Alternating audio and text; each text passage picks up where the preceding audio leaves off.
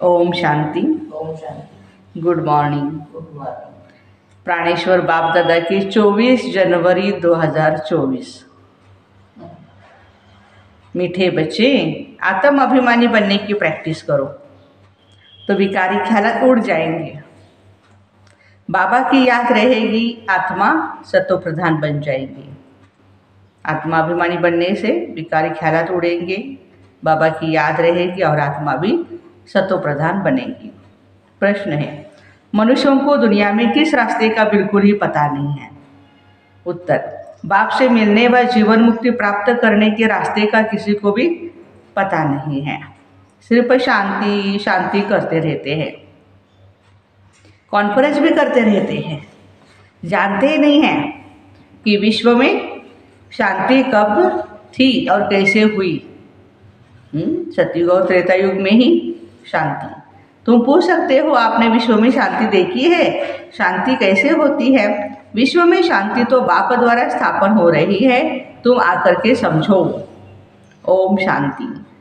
रूहानी बाप बैठ रूहानी बच्चों को समझाते हैं, पहले पहले ये दृष्टि पक्की करो, हम आत्मा हैं, भाई भाई को देखते हैं। जैसे बाबा कहते हैं, मैं आत्माओं को, बच्चों को देखता हूँ। आत्मा ही शरीर की कर्मेंद्रियों द्वारा सुनती है, बोलती है। आत्मा का तख्त है भ्रुकुटी।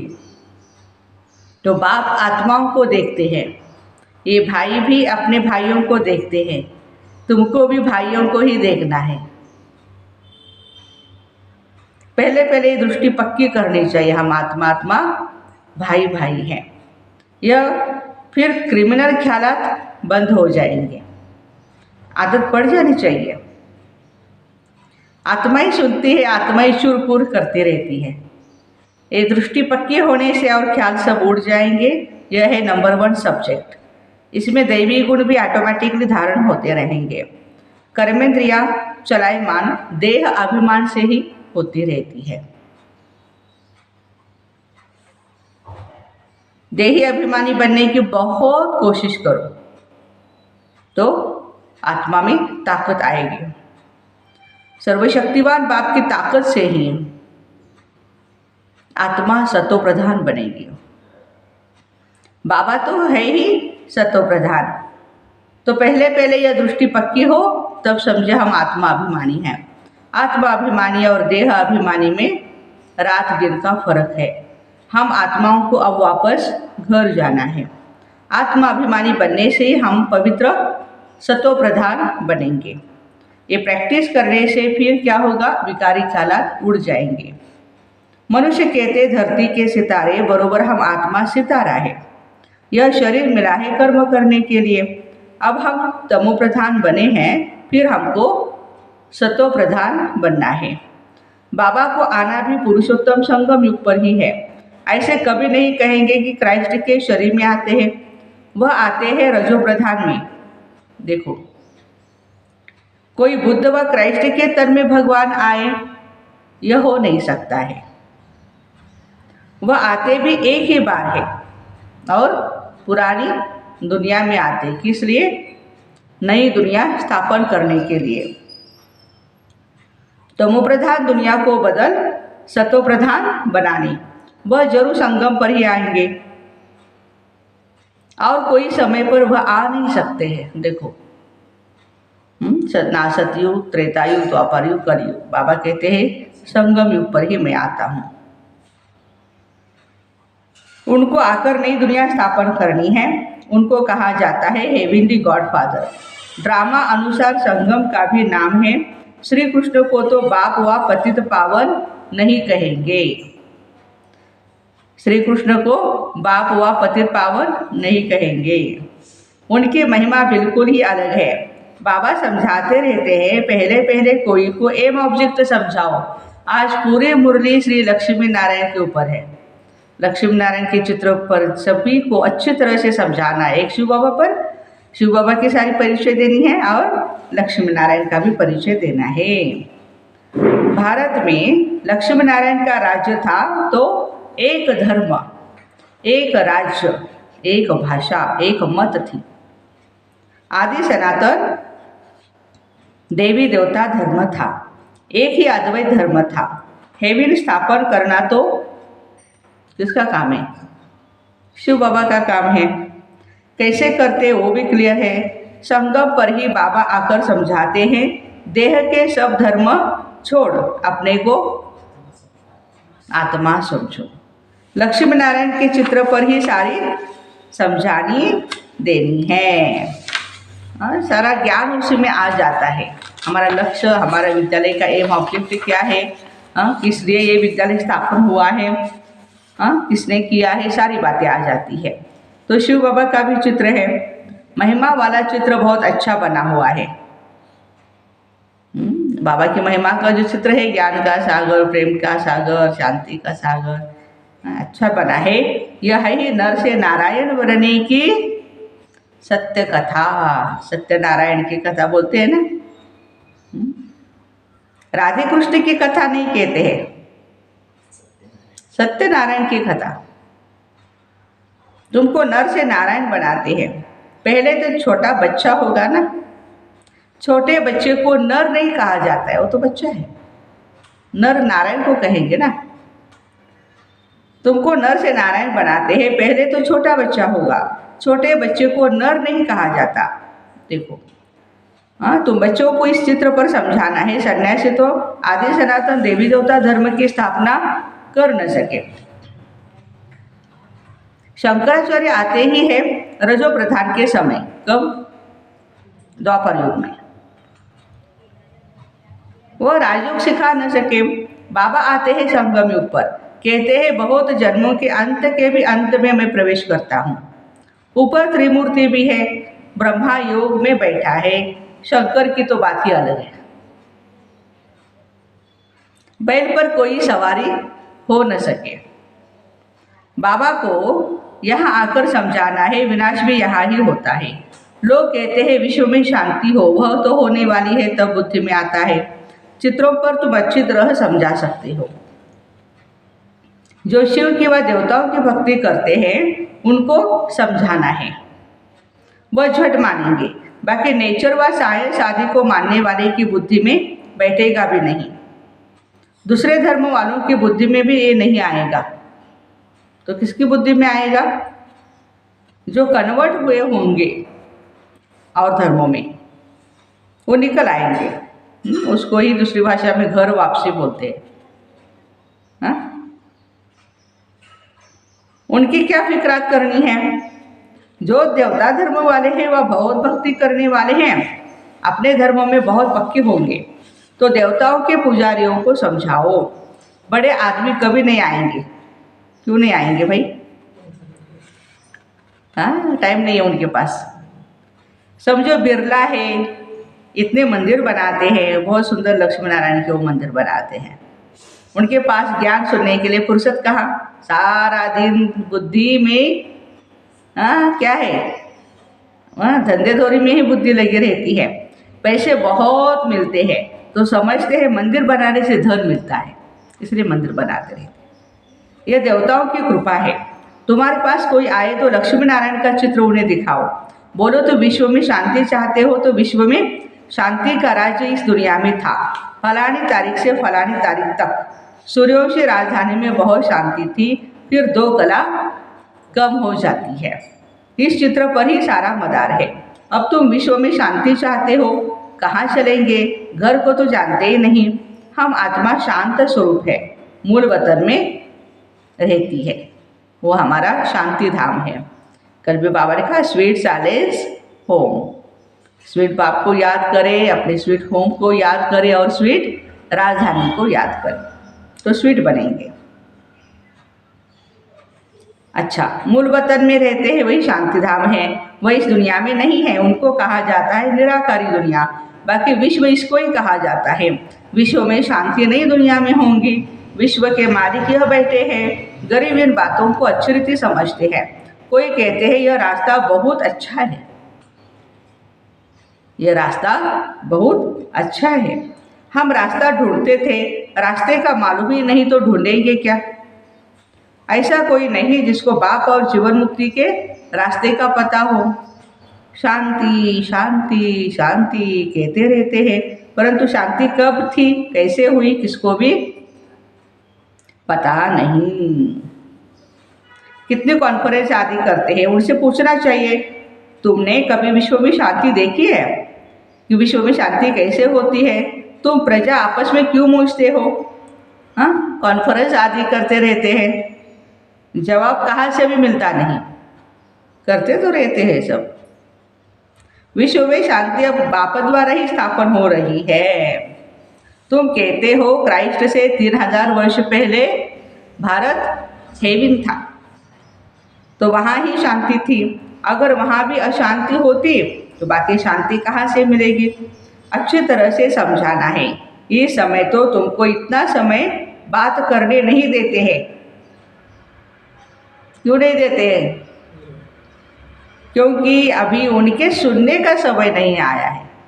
उनका दोष नहीं है, हाँ बाबा कहते उनका सुनने का समय नहीं आया है। सुनने का भी सौभाग्य चाहिए। ये ज्ञान सुनने का भी क्या चाहिए? सौभाग्य। कितने हम पालमा पदम भाग्यशाली है जो ये ज्ञान सुनने के हकदार है, भगवान का ज्ञान। बाबा के बिगर और कोई सुना न सके। बाप तुम बच्चों को सुनाते, यह है ही रावण राज्य, तो यहाँ शांति कैसे हो सकती है। रावण राज्य में सब पतित है, पुकारते हैं हमको आकर के पावन बनाओ। पावन दुनिया इन लक्ष्मी नारायण की थी। राम राज्य और रावण राज्य में कितना फर्क है। सूर्यवंशी चंद्रवंशी फिर होते हैं रावण वंशी। ये समय है कलयुग, रावण संप्रदाय। हाँ बड़े बड़े लोग भी एक दो को देख करके गुर्र गुर्र करते रहते हैं, अहंकार में आ जाते हैं। हाँ बहुत अहंकार है। हाँ मैं फलाना हूँ, मैं फलाना हूँ। तो इस लक्ष्मी नारायण के चित्र पर समझाना बहुत ही सहज है। बोलो इनके राज्य में विश्व में शांति थी और कोई धर्म नहीं था।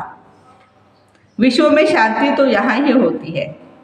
तो मुख्य यह चित्र है लक्ष्मी नारायण का।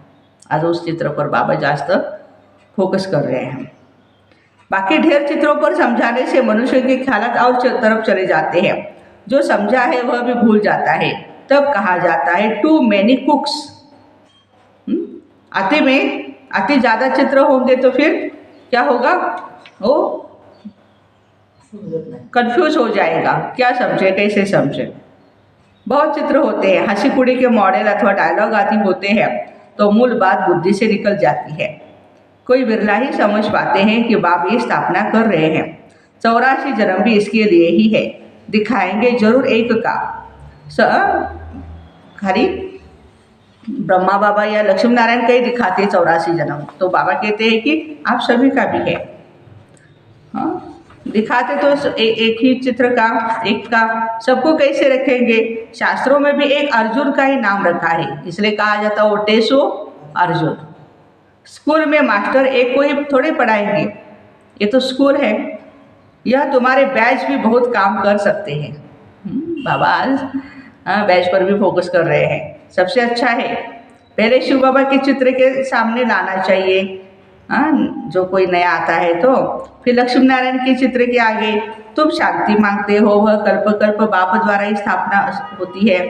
तुम इस चक्र को जान गए हो। पहले तुम भी तुच्छ बुद्धि थे, अब बाप स्वच्छ बुद्धि बनाते। लिखना भी चाहिए, परमपिता परमात्मा के कोई भी किसकी भी सद्गति कर नहीं सकता है। परमात्मा के सिवाय कोई भी सद्गति नहीं कर सकता है। विश्व में शांति कर नहीं सकते, बाप ही सब कुछ कर रहे हैं। याद भी उनको ही करते हैं। मुख्य चित्र यह दोनों हैं, इससे हिलना नहीं चाहिए जब तक पूरा न समझे। इन चित्रों को वो अच्छी तरह से नया बच्चा बाबा का समझ ले, उनको हमें समझाना है। तो बाबा कहते यह नहीं समझा तो कुछ भी नहीं समझा, टाइम वेस्ट हो जाता है। देखो बुद्धि में नहीं बैठता है तो चला देना चाहिए। यदि वो अच्छी तरह से नहीं सुन रहा है, ठीक है, लीव इट, छोड़ दो उसको। इसमें समझाने वाले भी बहुत अच्छे चाहिए। अगर माता हो समझाने के लिए तो बाबा कहते बहुत अच्छा है, इसमें कोई नाराज नहीं होगा। ये तो सब जानते कौन कौन समझाने में तीखे हैं। नाम ले रहे बाबा, मोहिनी, मनोहर, गीता, बहुत अच्छी अच्छी बातें सुनाती है, तो ये अच्छे बच्चे हैं। तो पहले पहले लक्ष्मी नारायण के चित्र पर एकदम पक्का कराना चाहिए। बोलो इन बातों को अच्छी रीति समझो, तब शांति की दुनिया में जा सकेंगे। मुक्ति जीवन मुक्ति दोनों ही मिल जाएगी।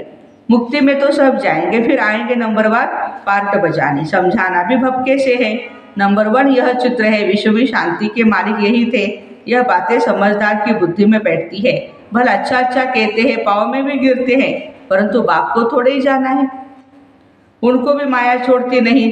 बाप जो इतना ऊंच बनाते हैं, उनको तो कितना याद करना चाहिए।